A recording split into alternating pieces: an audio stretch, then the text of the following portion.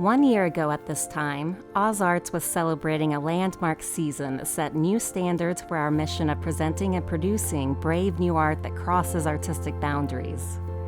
We introduced international dance and theater to our program for the first time, and hundreds of diverse Nashville artists were developing exciting new performances combining theater, dance, and music.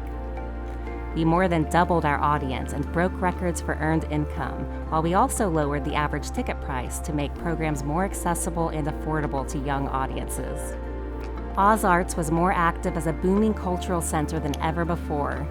We were also partnering with other organizations and schools throughout the city to present free pop-up performances, as well as workshops and classes for children and adults, reaching twice as many diverse Nashville residents and students.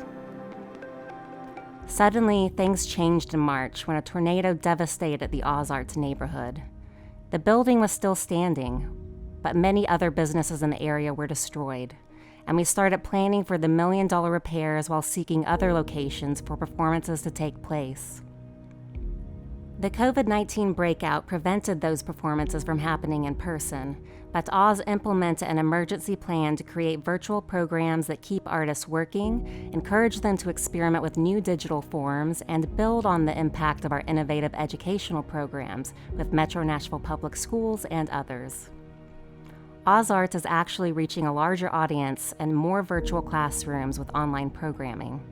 Digital platforms will clearly be an important aspect of our future, even as we eagerly anticipate a return to in-person performances and classes. Now Oz Arts is looking forward to premiering a unique in-person experience in March, specifically designed for small, socially distanced audiences of less than 20 people. Prism mixes visual installation, live music, and dance created by David Flores and a team of innovative collaborators. Throughout it all, we've been inspired by the ways artists use their vision to respond to our challenging times, and that has been an important role for them to play this year, even though we haven't been able to gather in person. Poet Sienna Rouse is one of the dozens of local artists who created work for our special virtual series this fall. We are pleased to share her poem, When Breath Becomes Air, which speaks to this extraordinary time. When breath becomes air and you glitter into all you've always been, spirit, stardust, shine.